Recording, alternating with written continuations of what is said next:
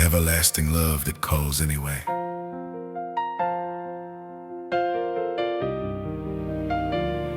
Yeah, I have loved thee with an everlasting love.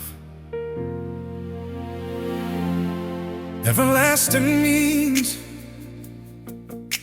before you sinned, while you were sinning, after you repent, even when you run, God's love is not fragile. He does not say, fix yourself and then come. He says, come and I will fix what you cannot. He is not searching for perfection. He is searching for proximity.